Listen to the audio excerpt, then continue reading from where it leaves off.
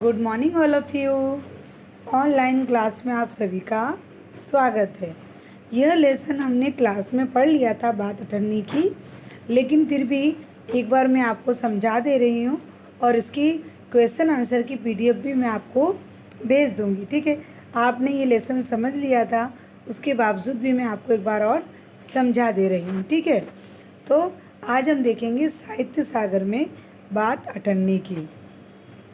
यहाँ हम देखते हैं कि मुख्य पात्र 4 पात्र हैं। एक है रशीला, जो इंजीनियर बाबू जगत सिंह के यहाँ नौकर है, और दूसरा एक रशीला है, दूसरा रमजान, तीसरा बाबू जगत सिंह, और चौथा कौन है? चौथा कौन है बताइए, आपको याद है ना? ठीक है, तो चौथा कौन है? शेख सलीमुद्दीन। ठीक है, तो शेख सलीमुद्दीन और इंजीनियर बाबू एक दूसरे के खास मित्र हैं। बहुत अच्छा दोनों की मित्रता है। और रसीला और रमजान, यह दोनों एक दूसरे के मित्र हैं। रसीला बाबू जगत सिंह के यहाँ नौकरी करता है, यानी वहाँ नौकर है, और रमजान शेख सलीमुद्दीन के यहाँ पर चौकीदारी का काम करता है। जो रसीला है उसे 1 महीने का 10 रुपये वेतन मिलता है। वह गांव का व्यक्ति है। गांव में उसके बूढ़े माता पिता, पत्नी एवं एक लड़की और 2 लड़के हैं। इन सब का जो कार्यभार है, जो इनका जो भी काम काज है, चाहे बीमार पड़े बच्चे, चाहे वो स्कूल में जाएं, उनकी फ़ीस भरना, उनकी पत्नी की, उनके पापा अगर बूढ़े पापा बीमार होते हैं तो वो सब काम काज किसके ऊपर भार था? पूरा रसीला के ऊपर था। और रसीला की तनख्वाह पूरा वेतन, पूरी पगार वो अपने घर भेज देता था। उसके बावजूद भी अंत तक क्या होता था कि पैसे की कमी आ जाती थी, पर घर वालों का गुजरान ना हो पाता था। तो उसने बहुत बार इंजीनियर बाबू जगत सिंह को कहा, प्रार्थना भी की और बहुत बार कहा कि तुम मेरी तनख्वाह बढ़ा दो, लेकिन इंजीनियर बाबू ने उसकी तनख्वाह बढ़ाने के लिए साफ इनकार कर दिया और कहा कि तुम्हें अगर यहाँ से ज़्यादा कहीं और तनख्वाह मिलती है तो तुम यहाँ से जा सकते हो। पर रसीला सोचता है कि जो मुझे मान सम्मान यहाँ मिल रहा है, इस घर में मिल रहा है, मुझे कोई डांटने वाला नहीं, मैं जो भी काम करता हूँ उसमें कोई बोलने वाला नहीं है, इससे ज़्यादा मुझे कहीं और मिल जाएगा, लेकिन इस तरह से मुझे मान सम्मान कहीं मिलेगा नहीं। इसीलिए वो कम तनख्वाह में भी वहीं पर रुका हुआ है। मैं तनख्वाह जो बाबू जगत सिंह हैं, वे तनख्वाह बढ़ाने से बिल्कुल इनकार कर देते हैं। वह सोचता है यहाँ इतने साल मैंने नौकरी की है, अमीर लोग नौकर पर विश्वास नहीं करते। ऐसा कौन सोच रहा है मन में? रसीला सोच रहा है कि मन में कभी कोई किसी पर विश्वास नहीं करता, लेकिन यहाँ मुझ पर किसी ने संदेह भी नहीं किया। कोई मुझे यहाँ से ज़्यादा दे देगा, 11-12 रुपये दे देगा, लेकिन मुझे इस तरह का आदर और मान सम्मान नहीं मिलेगा। उसी और दूसरी ओर जिला मजिस्ट्रेट शेख सलीमुद्दीन इंजीनियर बाबू के पड़ोसी थे। दोनों के आसपास में ही मकान थे। चौकीदार मियाँ रमजान और रशीला, यानी रमजान और रसीला दोनों बहुत ही खास मित्र थे। दोनों अपने सुख दुख की घंटों बातें करते रहते थे। दोनों रात को साथ में बैठते थे और दोनों ही बहुत अच्छी अच्छी बातें, अपने सुख दुख की बातें, हंसी मजाक की बातें, जो भी उन्हें करनी हो वे बैठकर करते थे। जो शेख साहब थे सलीमुद्दीन, वो फलों के बहुत शौकीन थे, उन्हें फल खाना बहुत पसंद था। तो रमजान को रसीला हमेशा फल लाकर दिया करता था, और इंजीनियर बाबू को मिठाई बहुत पसंद थी, तो रमजान रसीला को मिठाई लाकर दिया करता था। इस तरह से दोनों एक दूसरे की मदद करते थे, खाने पीने में भी मदद करते थे। एक दिन रमजान ने रसीला को उदास देखकर पूछा। पहले तो उससे पूछने की बहुत कोशिश की, पहले तो रसीला ने बिल्कुल कहा नहीं कि नहीं, कुछ नहीं हुआ। तो रमजान ने उसे अपनी कसम दे दी और कहा, सच बताओ, तुम अगर सच नहीं बताओगे तो मैं तुमसे बात नहीं करूँगा। और इस तरह से उन्होंने कसम भी दी। रसीला ने रमजान का हट देखकर उसकी आंखों में आंसू आ गया। जब वो बहुत जिद करने लगा, बहुत हट करने लगा रमजान, तो रसीला ने क्या कहा, रसीला ने उसे हर बात सुना दी। कहा घर से खत आया था पिताजी, और बच्चे बहुत बीमार हैं और घर पे जो भी रुपए मैंने भेजता हूँ वे सब रुपए ख़त्म हो गए हैं।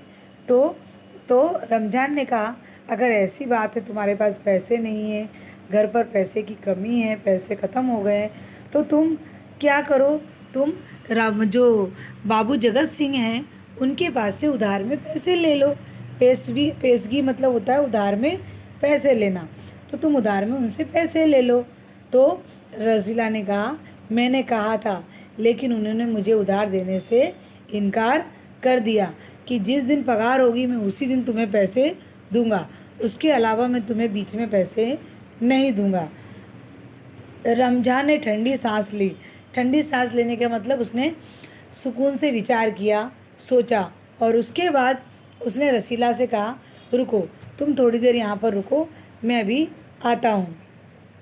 ऐसा कह के रमज़ान कोठरी में चला जाता। कोठरी मतलब अपना जहाँ उसका घर होता है उसमें चला जाता है। थोड़ी देर के बाद जो रमज़ान ने पैसे अपने पास बचाए थे वे पैसे लाकर वो रसीला के हाथ पर रख देता है, और रसीला के मुंह से एक भी शब्द निकलता नहीं है। बाबू जगत सिंह इतनी सेवा की। फिर रसीला सोचता है कि मैंने बाबू जगत सिंह की इतनी सेवा की, दुख सुख में मैंने उनका साथ दिया, लेकिन जगत सिंह ने मेरी बिल्कुल भी मदद नहीं की। रमज़ान देखो गरीब है, लेकिन उसका मन बहुत बड़ा है। वो कितना भला आदमी है। वो आदमी नहीं बल्कि देवता है। उसने मेरी इस दुख भरी मुसीबत में मेरा साथ दिया है। ईश्वर उसका हमेशा भला करेगा। रसीला के बच्चे, जब उसने पैसे भेजे तो रसीला के बच्चे स्वस्थ हो गए। फिर उसके बाद जो उसने रमज़ान से पैसे लिए थे वो उसके पास ऋण के रूप में, ऋण मतलब कर्ज के रूप में बाकी थे। रसीला ने केवल 8 आने बाकी रह गए। रसीला ने धीमे धीमे क्या किया, रमज़ान के सारे पैसे वापस कर दिए, लेकिन उसके पास सिर्फ उसके 8 आने अर्थात 50 पैसे सिर्फ बाकी रह गए। रमज़ान ने कभी भी पैसे न मांगे, फिर भी रसीला की आगे आंखें न उठ पाती। उसे ऐसा लगा कि भले ही वो मुझसे पैसे नहीं मांग रहा, लेकिन उसके पास मेरा कर्ज तो है। तो रसीला उसके साथ आंखें उठाकर भी देख नहीं पा रहा था। एक दिन की बात है, बाबू जगत सिंह किसी से कमरे में बात कर रहे थे। बाबू जगत सिंह क्या बात कर रहे थे, रसीला ने सुना। इंजीनियर बाबू किसी से बात कर रहे थे, उससे इतनी बड़ी रकम ले रहे थे और आप मेरा अपमान ना करें, इस तरह से बात चल रही थी।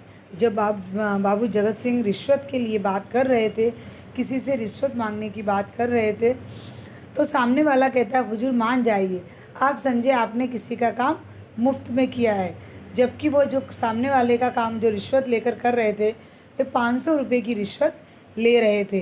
रसीला समझ गया कि भीतर रिश्वत ली जा रही है। सोचने लगा रुपये कमाने का यह कितना आसान तरीका है।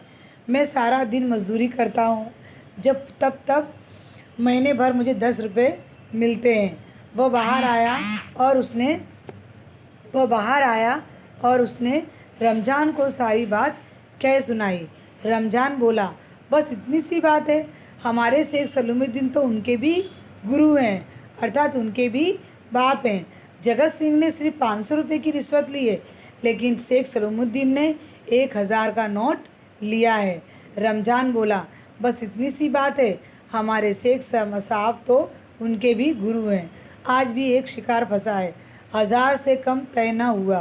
भैया गुनाह का फल मिलेगा या नहीं ये तो भगवान जाने, पर ऐसी ही कमाई से कोठरी में भरते हैं, और एक हम हैं कि परिश्रम करने पर भी हाथ कुछ नहीं लगता। रमज़ान और रसीला दोनों बातें करते हैं कि देखो इतनी रिश्वत ले रहे हैं, पता नहीं भगवान देख रहा है कि नहीं, पर हमें पता है कि ऐसे रिश्वत से ही क्या होती है, कोठियाँ भर जाती हैं। और एक हम हैं कि जो हमारे पास कुछ ना होते हुए भी हम गरीब हैं, लेकिन हमारे पास कुछ भी नहीं है। रसीला सोचता रहा, मेरे हाथ से सैकड़ों रुपए निकल गए पर धर्म न बिगड़ा। रसीला सोचने लगा कि जगत सिंह ने मुझे कितने सारे रुपए रखने के लिए दिए थे और मैंने कभी भी 1 रुपया भी उसमें से नहीं निकाला, क्योंकि मैंने कभी भी अपने धर्म का अन्याय नहीं किया। एक एक आना भी उड़ाता तो काफ़ी रकम उड़ जाती। इतने में इंजीनियर बाबू ने उसे आवाज़ लगाई। रसीला दौड़कर 5 रुपए की मिठाई ले आ। अब क्या वो सोच ही रहा था कि अगर मैं एक एक आना यानी 25-25 पैसा भी अगर लेता तो आज मेरे पास बहुत सारा पैसा बच जाता। यह वह मन में सोच ही रहा था कि इंजीनियर बाबू ने उसे आवाज़ लगाई। रसीला दौड़कर गया और 5 रुपए की जा मिठाई ले आया। रसीला ने 4.5 रुपए की मिठाई, फिर रसीला ने क्या किया कि रसीला ने सोचा कि 50 पैसा मेरा रमजान पर बाकी है, तो क्यों ना मैं 4.5 रुपए की 5 रुपए की मिठाई लाने के लिए जगत सिंह ने कहा। लेकिन इन्होंने क्या किया कि 4.5 रुपए की मिठाई लेकर आया और रमजान को अठन्नी लौटाकर उसने समझा कि उसका कर्ज पूरा हो गया, क्योंकि उसे लगा कि जो 8 आनी बची, जो 50 पैसा बचा है, अगर वो भी एक कर्ज के रूप में उसके पास था, तो वो सोच रहा था कि किसी न किसी तरह से ये पैसा मैं उसे वापस कर दूं। तो उसने क्या किया कि 4.5 रुपए की मिठाई लाया और 50 पैसे उसने रमजान को लौटा दिए। बाबू जगत सिंह ने मिठाई देखी तो चौंक उठे। यह मिठाई 5 रुपए की है हुजूर, 5 की ही है। जब बाबू जगत सिंह ने मिठाई को खोलकर देखा तो कहा, ये मिठाई 5 रुपए की है। तो रसीला ने कहा, हाँ ये 5 रुपए की है। रसीला का रंग उड़ गया था, मतलब रसीला के होश उड़ गए, उसके चेहरे का रंग बदल गया। बाबू जगत सिंह समझ गया कि रसीला ने फिर पूछा। रसीला ने फिर वही दोहराया। उन्होंने रसीला के मुंह पर एक तमाचा मारा और चल मेरे साथ चल यहाँ से। रसीला रमजान समझ गए कि रसीला झूठ बोल रहा है, इसीलिए उसने क्या किया कि गुस्से में उसे खड़े होकर रसीला को एक तमाचा लगा दिया और कहा, तू चल मेरे साथ। हुजूर, झूठ कहूँ तो रसीला ने अपनी बात पूरी भी न की थी कि इंजीनियर बाबू चिल्लाए, अभी सच और झूठ का पता चल जाएगा। अब सारी हलवाई के यहाँ सामने ही कहना होगा, अब सारी बातें हलवाई के सामने ही होंगी। इस तरह से उन्होंने क्या किया कि रसीला को खींचकर 2 तमाचे मार दिए और उसे खींचकर लेकर जाने लगा कि चल हलवाई के पास चल कि तूने कितने की मिठाई खरीदी है, अभी सच सच और झूठ का पता चल जाएगा। अब तो रास्ता न बचा। वह बोला, माई बाप गलती हो गई, अब इस बार माफ़ कर दो। क्या किया जगत सिंह ने? जगत सिंह से वह माफ़ी मांगने लगा। रसीला ने कहा कि मुझे माफ़ कर दो, मुझसे ये गलती हुई है, लेकिन अब दोबारा ये गलती नहीं होगी। इंजीनियर बाबू की आंखों से आग बरसने लगी। उन्हें बहुत गुस्सा आ गया। उन्होंने निर्दयता से रसीला को खूब पीटा और घसीटते हुए कहाँ ले गए? थाने में ले गए और सिपाही को 5 रुपए देकर कहा कि जो भी चाहे वो इसे मार पीट के जैसे तुम्हें करना है उस तरह से इसको उगलवा लेना। ये लातों के भूत बातों से नहीं मानते। इसकी सच्चाई 5 रुपए उसे देगा। उससे 5 रुपए देना जगत सिंह को मंजूर था, लेकिन 50 पैसा अगर रसीला ने निकाल लिया तो उसे खूब मारा, खूब पीटा और उसे पुलिस स्टेशन भी घसीटते हुए ले गए। दूसरे दिन मुकदमा शेख सलीमुद्दीन की कचहरी में पेश पहुंचा। रसीला ने अपना अपराध स्वीकार किया। उसने कोई बहाना न किया। चाहता तो कह सकता था कि यह साजिश है, मैं नौकरी नहीं करना चाहता, इसलिए हलवाई से मिलकर मुझे फंसाया जा रहा है। एक और अपराध करने का साहस वह न जुटा पाया। उसकी आंखें खुल गईं। हाथ जोड़कर बोला, हुजूर मेरा पहला अपराध है, इस बार माफ़ कर दीजिए, मुझे गलती हुई। अब दूसरे दिन जो मुकदमा था वो कहाँ पहुँचा?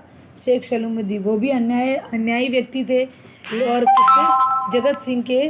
वो कौन थे? जगत सिंह के वो मित्र भी थे और जगत सिंह के भी मित्र थे। इसकी वजह से क्या था कि जगत सिंह की ही बात वो मानेंगे, जगत सिंह के जैसा ही वो करेंगे। तो उन्होंने क्या किया कि उनके पास मुकदमा आया तो रसीला ने तुरंत ही अपनी गलती को स्वीकार कर लिया और कहा कि मैं दूसरी गलती बोलकर मैं दूसरी बार यह काम करना नहीं चाहता, दूसरी गलती को मैं अपने सर पर लेना नहीं चाहता। तो मुझसे ये गलती हो गई, मुझे माफ़ कर दो। अब मेरी आंखें खुल गई हैं। मैंने कभी चोरी नहीं की, कभी कोई अपराध नहीं किया। अगर मैं कोई दूसरा वो चाहता, रसीला चाहता तो कह सकता था कि मुझे यहाँ नौकरी नहीं करनी, ये ज़बरदस्ती मुझे नौकरी यहाँ कराने की वजह से मुझे यहाँ फंसा रहे हैं, लेकिन उसने ऐसा कुछ भी नहीं किया। उसने तुरंत ही अपनी गलती को स्वीकार कर लिया और कहा कि दोबारा ये गलती नहीं होगी। शेख सलीमुद्दीन तो एकदम अन्यायकारी थे।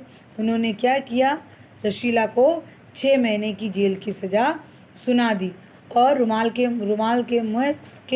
मुंह पोंछा। यह वही रुमाल था जिसमें एक दिन पहले किसी से 1000 रुपये का नोट बांधकर मंगवाया था।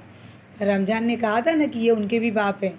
1000 रुपये का जो रिश्वत ली थी वो इसी रुमाल में भरकर आए हुए थे पैसे। उसी रुमाल से उन्होंने अपना मुंह पोंछा और आगे बढ़ गए। फैसला सुनकर रमजान की आंखों में खून उतर आया। उसे बहुत गुस्सा आ गया। किसको? रमजान को। वो सोचने लगा कि दुनिया कितनी अन्यायकारी है, कितनी अंधेर नगरी है कि चोरी करने वाले जो अपराध करते हैं वो बड़ी बड़ी कोठियों में पैसे भरकर आराम की चैन की नींद सोते हैं, दोनों हाथों से धन बटोरते हैं, उन्हें कोई पकड़ने वाला नहीं। जो अभी फैसला कर रहा है वो खुद भी रिश्वतखोरी है, जिसने पहले 1000 रुपये की नोट ली थी। जगत सिंह भी रिश्वतखोरी है, जो 500 रुपये की रिश्वत लेकर बैठा हुआ है। सिर्फ एक अठन्नी का, जिसने एक अठन्नी की चोरी की, उसे 6 महीने की सज़ा सुना दी गई। रमजान घर पहुंचा। रमजान को बहुत गुस्सा आया और वो वहाँ से घर पहुंच गया। एक दासी ने, एक वहाँ की एक पड़ोसन थी, उसने पूछा कि रसीला का क्या हुआ? तो रमजान ने कहा उसे 6 महीने की जेल हुई है। अच्छा हुआ वह इसी लायक था। जो दासी थी उन्होंने क्या कहा कि अच्छा हुआ कि वो इसी लायक था। रमजान ने गुस्से में कहा यह इंसाफ नहीं है। सिर्फ एक अठन्नी की तो बात थी। रात के समय जब 1000-500 के नोट के जो रिश्वतखोर हैं वो नरम गद्दों में सोकर अपनी नींद लेते हैं और अठन्नी का चोर जेल की तंग अंधेरी गलियों में छः मास का या 6 महीने की कारावास गुजारता है। 6 महीने का कारावास गुजारता है। उसके 1 महीने के कमाने के बावजूद, उसके हर महीने पर कमाने के बावजूद भी उसके घर में पैसे की कमी आ जाती थी। अब वो 6 महीने तक अपने घर पैसे नहीं भेजेगा तो कैसे उसके बूढ़े पिता की दवा होगी, कैसे उसके बच्चे पढ़ेंगे लिखेंगे, कैसे उसका घर का पालन पोषण होगा। ये सोचकर रमजान गुस्से से लाल पीला हो जाता है। इस कहानी का उद्देश्य यह है कि प्रस्तुत कहानी समाज की उस सामाजिक एवं राजनीतिक व्यवस्था को दर्शाती है जिसमें गरीब व्यक्ति के साथ अन्याय होता है।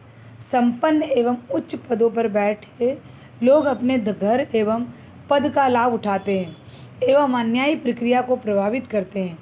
कहानीकार ने इस व्यंग्यात्मक कहानी के माध्यम से आर्थिक विषमता एवं रिश्वतखोरी के विरुद्ध लोक चेतना का विकास करने एवं अन्याय के विरुद्ध आवाज़ उठाने के लिए प्रेरित करने का प्रयास किया है। इसमें लेखक कह रहे हैं कि ऐसे कोई अन्यायखोरी हैं, ऐसे रिश्वतखोरी अगर हम आसपास देखते हैं तो हमें भी उनका क्या करना चाहिए, और हमें भी उनका विरोध करना चाहिए, उनके विरोध में आवाज़ उठानी चाहिए। अगर हम आवाज़ नहीं उठाएंगे तो जो पैसे वाले हैं वे हमेशा पैसों पर ही जीत लेंगे सब कुछ, और जो गरीब व्यक्ति है, जो मिडिल क्लास का व्यक्ति है, वही इस परिस्थिति में फंसता है, वही इस परिस्थिति में घिसता है। तो यहाँ पर वही सामाजिक व्यवस्था के ऊपर व्यंग्य किया गया है। तो हमें भी जहाँ रिश्वतखोर कोई व्यक्ति दिखता है तो हमें उसका अन्याय के खिलाफ आवाज़ उठानी चाहिए। सभी को ये अच्छी तरह से लेसन समझ में आया ना बेटा? ठीक है, इसकी PDF मैं अभी भेज रही हूँ, तो आपको इसकी PDF भी क्वेश्चन आंसर जो हैं PDF के वो आप सब लोग लिख लेना, ठीक है ना? और लिख लेना, अपनी नोटबुक में लिखते चलना। जितना भी मैं आपको लिखवा रही हूँ, जितना मैं आपको समझा रही हूँ, समझ लेना। उसके बाद जैसे मैंने अभी आपको ये फर्स्ट लेसन समझाया, तो फर्स्ट लेसन समझाने पर आपको क्या करना, लेसन पहले समझ लेना है। उसके बाद तुरंत आपको क्या करना है कि तुरंत आपको अपनी टेक्स्ट बुक निकाल कर पूरा लेसन टेक्स्ट बुक का पढ़ लेना है, ठीक है? उसमें से अभी कोई हार्ड वर्ड होगा नहीं, क्योंकि मैं सब हार्ड वर्ड आपको समझाती हुई चल रही हूँ, इसलिए कोई भी हार्ड वर्ड भी आपको नहीं लगेगा, ठीक है? फिर भी आपको लगता है कोई हार्ड वर्ड तो आप उस पर टिक लगाओ। जब मैं लाइव क्लास लेती हूँ तब आप लाइव क्लास में कोई भी लेसन में आपको हार्ड वर्ड लग रहा है, कोई परेशानी लग रही है, तो आप मुझसे पूछ सकते हो, ठीक है? किसी तरह की आपको प्रॉब्लम नहीं होगी, ठीक है ना? तो ये लेसन आप सबको अच्छी तरह से समझ में आया ना बेटा? ओके, तो ये लेसन आपको समझ में आया। इसी लेसन के साथ अभी मैं आपको इसकी PDF भी भेज दूँगी, ठीक है? चलो, अभी आपको कोई परेशानी नहीं है, मैं रख रही हूँ, ठीक है? चलिए बाय, धन्यवाद।